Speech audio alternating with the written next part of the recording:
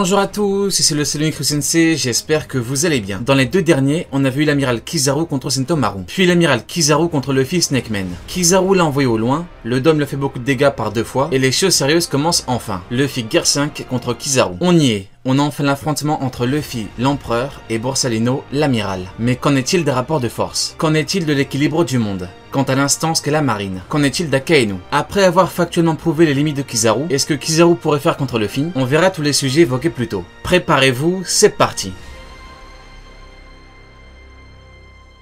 Dans le monde vaste et mystérieux de Grand Line, un nouvel objet a été découvert. Il a révolutionné la manière de dormir des pirates et des marines. Vous vous demandez comment finirait Kizaru après un bajang de Luffy? Eh bien, il finirait par faire un bon gros dodo. Mais comment faire pour que sa convalescence se passe bien? Laissez-moi vous présenter les produits de Emma. Emma est une marque européenne reconnue dans le domaine de la literie, en particulier pour ses matelas innovants. Depuis sa création, Emma s'est démarquée par son engagement envers la recherche et le développement. Emma propose des produits de haute qualité adaptés aux besoins de chaque dormeur. La légende raconte qu'Emma étudie le sommeil de milliers de pirates et de marine pour créer ses chefs-d'œuvre. C'est une nouvelle façon de naviguer dans le monde des rêves. Rêver comme un pirate, dormir comme un roi. Emma combine des technologies avancées de régulation thermique, de soutien ergonomique et de durabilité pour offrir un confort optimal. Haute qualité de matériaux comme Franky, des mousses certifiées, respectueuses de l'environnement. Chaque matelas est soumis à des tests rigoureux pour assurer sa résistance et son endurance. Dommage que Rokugu n'ait pas été soumis à ces tests. Mais ne vous inquiétez pas pour lui, la marine est équipée. Emma, c'est une promesse de nuit paisible et réparatrice, en combinant technologie, qualité et engagement client. C'est une référence incontournable dans l'univers du sommeil. Et si vous n'êtes pas prêt à changer votre matelas, Emma propose des oreillers, des couettes ou des draps qui garantissent un sommeil de qualité. Les French Days sont là, des promos allant jusqu'à moins 50%. C'est du 19 septembre au 2 octobre. Utilisez mon code SENSEI pour avoir en plus moins 10%. Le lien est dans la description. Merci Emma d'avoir sponsorisé la future convalescence de Kizaru. Il en aura besoin.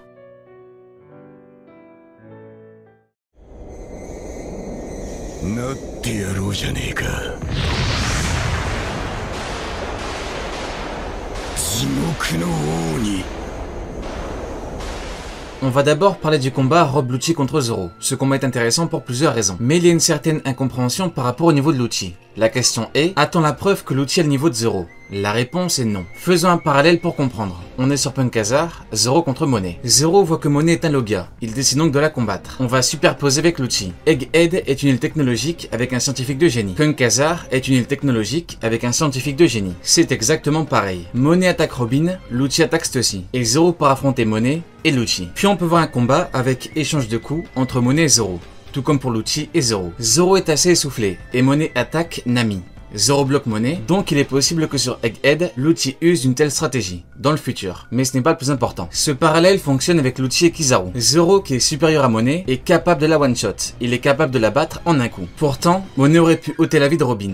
Elle allait ôter la vie de Chopper. Son intervention de Nami pour Chopper s'est terminée. Elle aurait pu ôter la vie de Nami si Robin n'était pas intervenu. Tout ça alors que le combat contre Zoro a été engagé. Donc, voir Kizaru qui attaque Usopp alors que le combat est engagé avec Luffy, ce n'est pas surprenant. Pour rappel, Zoro pouvait one-shot Monet. Pourtant, sans l'intervention de Robin et Nami, Senakama aurait perdu la vie. Certains pensent que si Luffy n'a pas one-shot Kizaru et que Zoro n'a pas one-shot Lucci, c'est parce qu'ils sont de niveau équivalent. Sauf que non, ça ne marche pas comme ça. Exemple clair, Monet. Si vous pensez que le chapitre prouve que Lucci est le niveau de Zoro, alors qu'en est-il de Monet? Si on s'arrête là, c'est pareil. Rob Lucci a dit qu'il allait perdre connaissance après un seul coup de Luffy sans qu'il des rois offensifs. Est-ce que Zoro perdrait connaissance après un seul coup de Luffy sans qu'il des rois offensifs? Bien sûr que non. Pour en revenir à Kizaru qui attaque les Mugiwara, c'est pareil. Monet combattait Zoro, pourtant elle a failli prendre les vies de ses amis. Pour le combat Zoro contre Monet, si on s'arrête là, alors on peut dire que Monet a le niveau de Zoro. Comme pour Lucci avec le Gear 5 de Luffy. Si on s'arrête là, il est proche du niveau. Pourtant, ce n'est pas le cas. Ce qui est aussi intéressant, c'est le visuel du combat. Zoro contre Monet. Il l'affronte comme si prendre le dessus était compliqué, alors qu'en réalité, il le peut, et même rapidement. Il lui dit « Tu m'as sous-estimé ». Ce sont les mêmes mots qu'il a dit à Lucci. Et avec une technique, il a battu Monet. Donc pour Lucci, c'est pareil. Ce n'est pas avec un échange de coups qu'on parle d'égalité. Zoro a battu King le second Kaido. C'est un peu comme Luffy qui a battu Kaido, l'empereur, avec un Bajrang.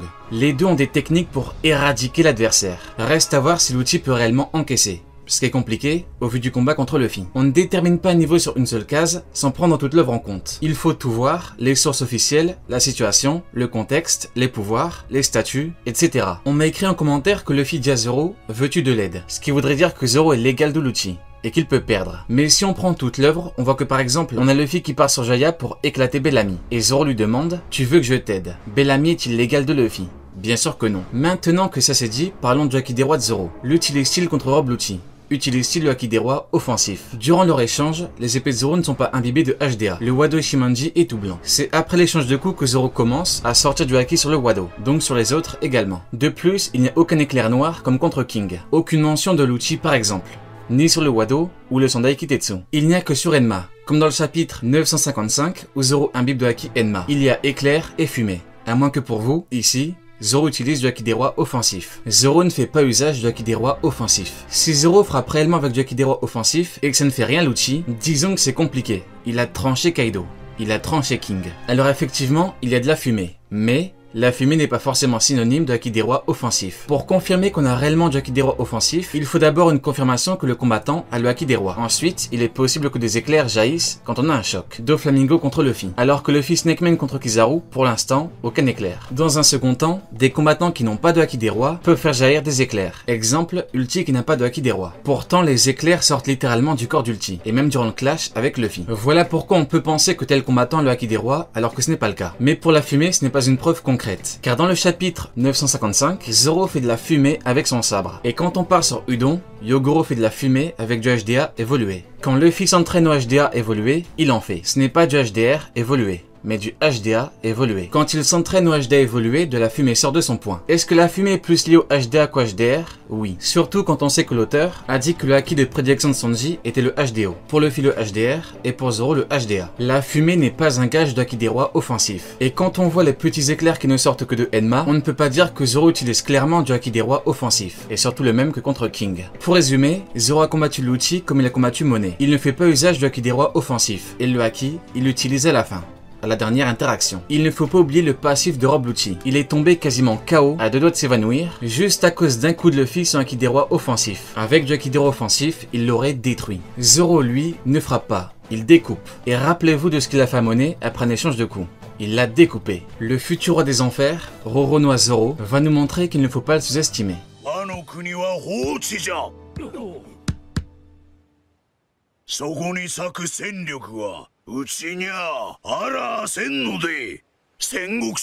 À travers Kizaru et Akainu, l'auteur nous annonce quelque chose de clair. La déchéance finale de la marine. Kuma a fait un vrai carnage à Marisoise, et les soldats n'arrivaient pas à l'arrêter, alors qu'il était en très mauvais état. Un Ursus Shock a fait beaucoup de dégâts. Il faudra l'intervention de l'amiral en chef. Akainu sort enfin de son bureau après des années à crier et à se plaindre. Il est enfin en mouvement. Il est arrivé et a voulu le stopper. Première chose importante, on note le fait que devenir amiral en chef ne l'a pas dispensé d'être à la botte des dragons célestes. Ça ne l'a pas dispensé de se faire insulter, d'être considéré comme un petit chien. L'effroyable chien rouge s'avère être en réalité le petit chien obéissant des dragons célestes. Il le méprise, il ne le considère pas. Il l'insulte. Un dragon céleste lui dit « J'ai commandé un homard ». Il se plaint. « Comment as-tu pu laisser les réserves s'épuiser? Tu as permis à quelqu'un de nous faire du mal. Dépêche-toi de le vaincre. Tu l'as laissé s'échapper. Tu as le culot de prétendre amiral en chef. » On voit bien que, comme on l'a toujours vu, les amiraux sont soumis au Tenryubito. L'amiral en chef n'assume pas, car il avait parlé aux doyens en disant qu'ils étaient leurs bottes. Or, une fois qu'il est sorti, il prouve que son statut n'a rien d'extraordinaire. Dans la réalité, il est à leurs bottes. Il se fait insulter, rabaisser, humilier, mépriser. Il ne peut rien faire. Il ne peut pas répondre. Ça, c'est la réalité d'Akainu. Il faut bien comprendre une chose. Dans la marine, on doit accepter la réalité. Notre puissance est à leur service. Qu'on le veuille ou non, c'est une réalité, et il faut l'accepter. Quand tu es amiral en chef et que tu diriges toute la marine, ta mission première est de les protéger. Akainu est un homme qui aime l'action, c'est un homme de terrain, un homme qui aime combattre, qui aime se confronter aux pirates, un homme qui veut éradiquer la piraterie. Il voue une haine viscérale envers les pirates, pourtant, il avoue qu'il a besoin de pirates. Les Shichibukai. Akainu accepte la réalité. En tant qu'amiral en chef, il avait besoin des pirates, car la marine peut perdre contre un équipage Yonko. Une alliance de deux empereurs est une catastrophe sans précédent. Il a tout fait pour devenir amiral en chef, mais l'amiral en chef n'est pas sur le terrain. Donc, on note le fait qu'il a tout fait pour un poste qui l'empêche d'aller combattre, qui l'empêche de faire ce qu'il veut. Ce qu'il aime. Il dirige la marine, mais il se soumet au protocole. Le vrai problème d'Akainu, c'est que c'est un piètre amiral en chef. Il suffit de regarder les différentes actions menées pour comprendre. La marine enchaîne échec sur échec. Ce sont des échecs successifs. Bo Hancock est un échec cuisant. Kobe est un échec cuisant. Il aura fallu que Garp aille là-bas. Sauf que la marine a perdu son héros. Pas le héros de Rocky Port, mais son héros légendaire. L'homme qui a capturé le roi des pirates pour le monde. La ruche est une réussite pour Garp, mais un échec pour la marine. La marine était incapable d'arrêter Baggy.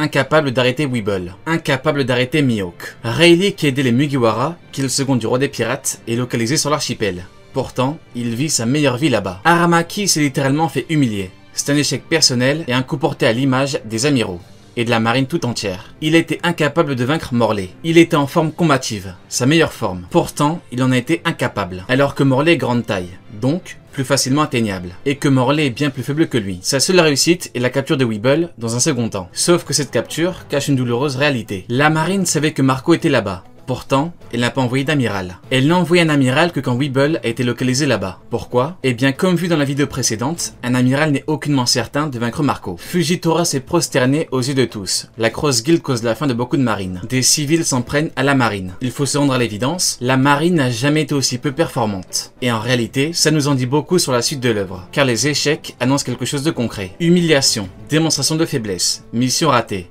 des pertes, des héros capturés. Et ce n'est pas tout, l'amiral en chef, donc le sommet, était censé abattre Kuma, mais il ne parvient pas à l'arrêter. C'est donc acté, la marine va bientôt totalement s'écrouler. Profitons-en pour parler du niveau d'Akainu, l'amiral en chef. Au niveau des éléments officiels et factuels, j'insiste bien, officiels et factuels, nous savons qu'il a une puissance équivalente à Kuzan. Il a combattu pendant 10 jours. Mais ça ne veut pas forcément dire qu'ils ont exactement les mêmes valeurs, si on devait leur attribuer des valeurs. Kaku est au-dessus de Jabura, pourtant leur puissance est équivalente. Akainu peut être supérieur, sans forcément être bien supérieur. La nuance étant qu'ils ont un niveau identique. On ne parle pas de niveau supérieur. Quand on parle de niveau supérieur, on parle de réelle infériorité. On parle de quelqu'un qui a peu de chances de gagner. Au plus le niveau est inférieur, au plus pour gagner, il faut des circonstances exceptionnelles. Au niveau de la marine, le problème c'est qu'il manque un élément qui est bien supérieur. Si on doit parler de l'amiral en chef, alors Sengoku serait bien plus fort qu'Akainu. Or, la réalité nous dit que non. Incapable d'arrêter Luffy. Aucun fait notable. Il a attaqué l'équipage de Teach, mais Burgess est debout. Doku est debout. Stronger est debout. L'avantage qu'avait la marine, c'est qu'il y avait un amiral en chef et Garp, le héros. Akainu peut être considéré comme étant supérieur à Kuzan. En parlant de Kuzan, l'auteur affirme que Shiryu est supérieur à lui. Shiryu serait donc le premier commandant et Kuzan le deuxième. Zoro et Sanji. Shiryu et Kuzan. Épée, élément. Glace, feu. Quand l'auteur dit que Shiryu est plus fort, il ne dit pas forcément qu'il est bien plus fort. La nuance est à comprendre. Une fois qu'on la comprend, on comprend le reste. Shiryu est à Kuzan ce que Zoro est à Sanji, ce que Kaku est à Jabura, ce que King est à Queen. Question, est-ce réellement surprenant de voir l'auteur affirmer que Kuzan est plus faible? Eh bien, aucunement. Avec un seul coup, Shiryu a scellé le sort de Garp. Shiryu est le second de l'équipage de Barbe Noire. Comment est-ce qu'un nouveau membre pourrait être plus fort que le second? Là où Teach est destiné à affronter Luffy, Shiryu est destiné à affronter Zoro. Shiryu avait une puissance équivalente à Magellan, qui a fait fuir Luffy, Ivankov ou encore Crocodile. Le même Crocodile qui s'en foutait de Mihawk, qui l'a insulté et menacé. Shiryu a mangé un nouveau fruit. Il a un statut particulier. Et celui d'Akainu l'est également, car c'est l'amiral en chef. Le problème étant que pour Shiryu, on a un élément concret qui prouve qu'il augmente en puissance, un nouveau fruit. Alors que pour Akainu, rien, mis à part le fait qu'il a un poste. Dans l'œuvre, les statuts sont importants. Par exemple, on a Rayleigh, le second du roi des pirates. En tant que second du roi des pirates, il a un statut particulier, un rôle important. Rayleigh doit être un patron, et Rayleigh est un patron. Donc, au niveau de l'amiral en chef, il a un rôle important.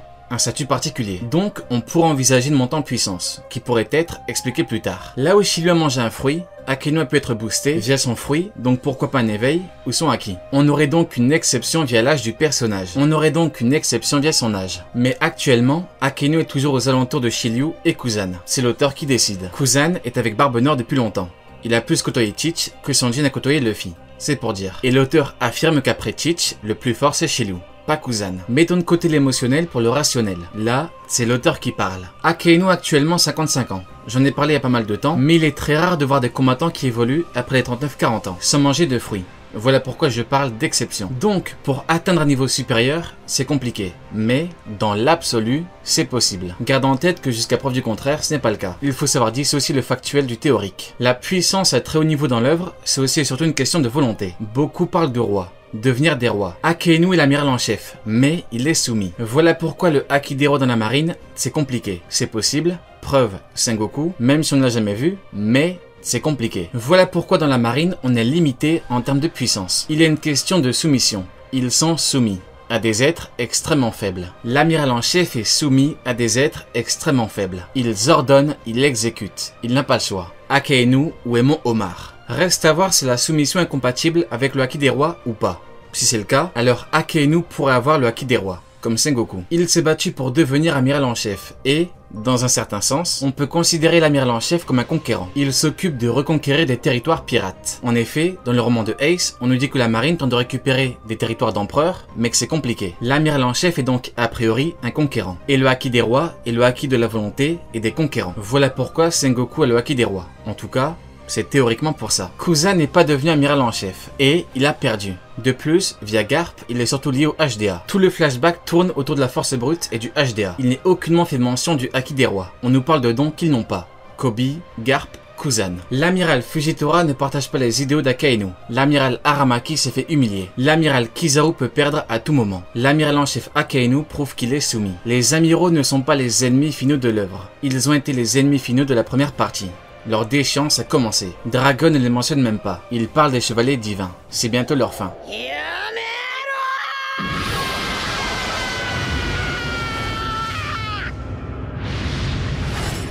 Kizaru a d'abord affronté Sentomaru, puis Luffy Snakeman, il a dégagé Bonnie et envoyé des clones de lumière contre Luffy. Pour l'instant, l'amiral n'a fait que ça sur Egghead. Il n'a pas affronté Zoro pleine puissance, ni Sanji, ni Jinbei, ni Luffy Gear 5 en face à face. Dans la vidéo pré-chapitre, je vous ai prouvé la limite factuelle de Kizaru. Inutile de tout redire, les éléments du manga, Kizaru en personne, l'équilibre du monde, les éléments officiels reliés au manga, tout nous dit que Kizaru a comme limite Rayleigh. C'est un mur infranchissable pour lui. Il était enragé, mais a dû se résoudre à ne pas le combattre jusqu'au bout, malgré son importance. Il a déversé sa haine sur d'autres pirates, et on a carrément capturé 500 pour... je cite, calmer sa rage. Et je vais vous dire une phrase importante qu'il faut constamment garder en tête. One Piece, ce n'est pas juste un chapitre hebdomadaire. C'est une œuvre qui compte plus de 1090 chapitres. Pour correctement analyser, on prend en compte l'intégralité des chapitres. Il faut se poser 3 questions. A-t-il montré une puissance de niveau commandant? A-t-il montré une puissance de niveau intermédiaire? C'est-à-dire entre commandant et Yonko. A-t-il montré une puissance de Yonko? Eh bien, je vais être clair. Kizaru n'a jamais montré ne serait-ce qu'une once de niveau Yonko sur Egghead et dans l'intégralité de l'œuvre. A-t-il montré un niveau intermédiaire? En aucun cas. A-t-il montré un niveau commandant? Analysons factuellement les choses. De par ce qu'il a montré, il est purement et simplement impossible de prouver qu'il a un niveau supérieur à un King,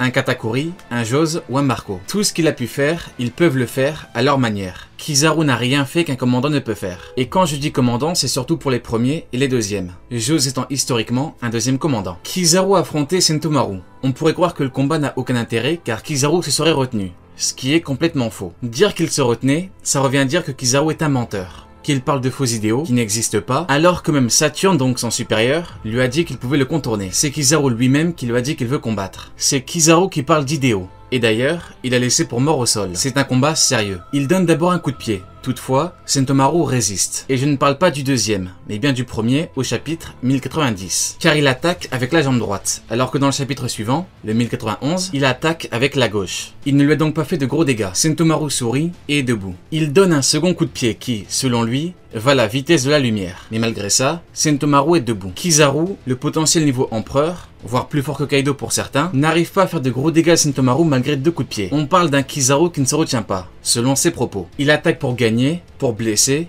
il est laissé pour mort. 2 détails ne sont pas à négliger. Sentomaru est blessé. Il était quasiment mort il y a moins de 15 heures. Soigné ou pas, qu'a dit Shanks à Rokugyo. Je ne dirais pas que tu es méprisable, Marine. Mais quand les nouvelles pousses qui viennent tout juste de changer l'histoire de la piraterie sont épuisées de leur exploit, ne penses-tu pas que ce que tu fais est un peu excessif? 7 jours s'étaient écoulés. Là on a moins de 24 heures. Mais cette question en soulève une autre. Pourquoi Sentomaru était-il quasiment mort? Eh bien Rob Lucci lui avait mis un Shugan.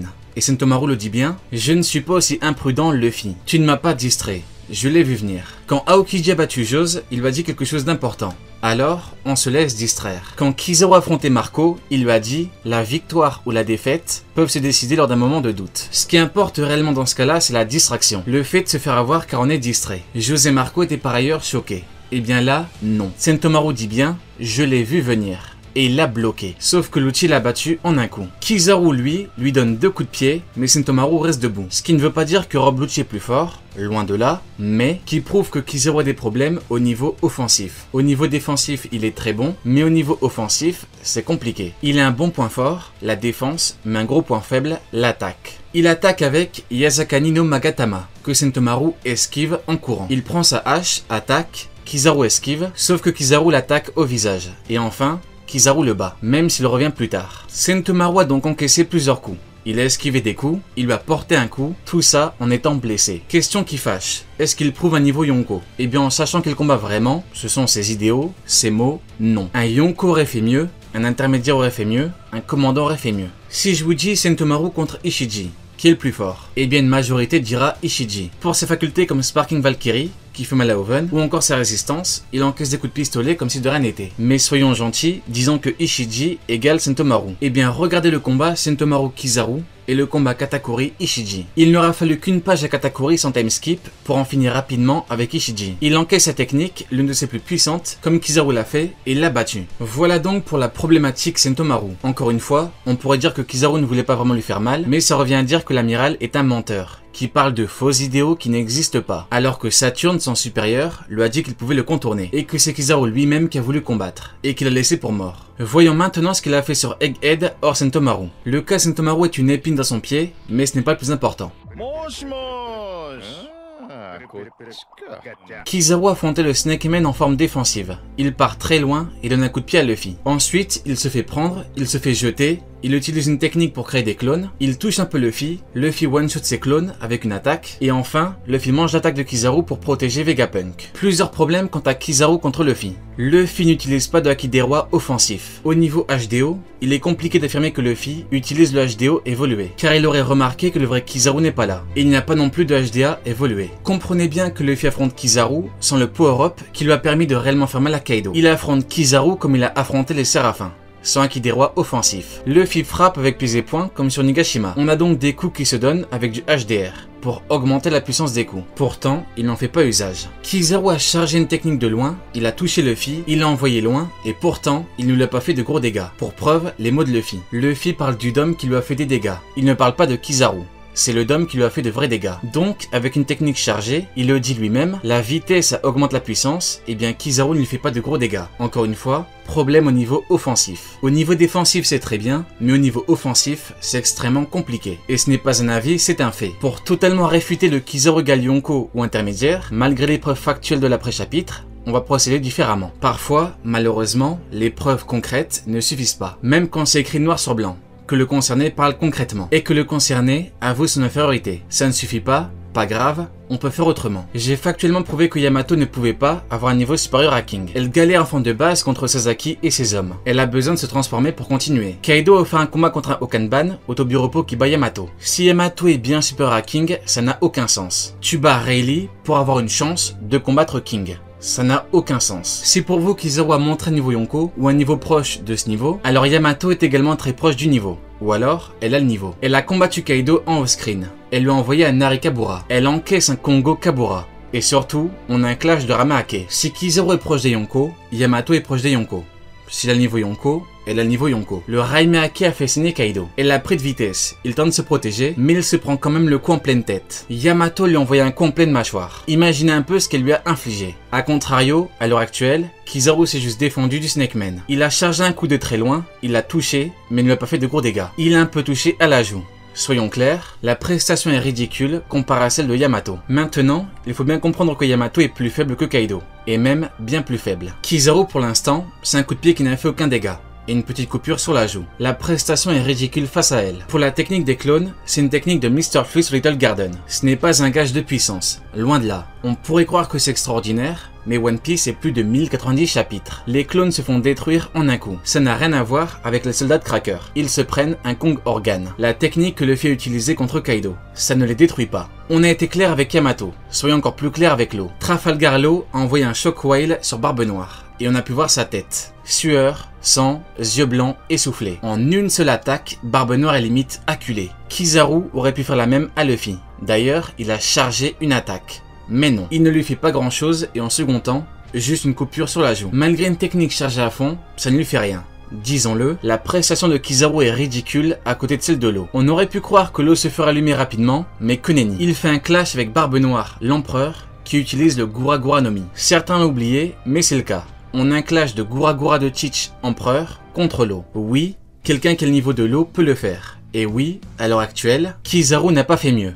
Pire, il n'a rien fait qui se rapproche de ça. Kizaru peut faire une très belle prestation sur Egghead car il a un statut de boss dark. Pourtant, dans le chapitre qui se nomme Luffy contre Kizaru, il a du mal à lui faire mal. Ce statut de boss dark est intéressant car il offre de la spectacularité aux antagonistes. Par exemple, on a César qui bat Luffy qui a une forme gigantesque, qui prend tout le monde avec du gaz. Donc oui, sa prestation est décevante. Et je n'ai même pas parlé de Queen, qui, en un coup de tête, a fait dire à Big Mom, l'empereur, ma tête est en train de me tuer. Le chapitre se nomme Le pari de Queen. Il a envoyé un coup de tête pour la mettre KO. Et il a gagné. Cause, coup de tête de Queen. Conséquence, Big Mom qui fait dodo.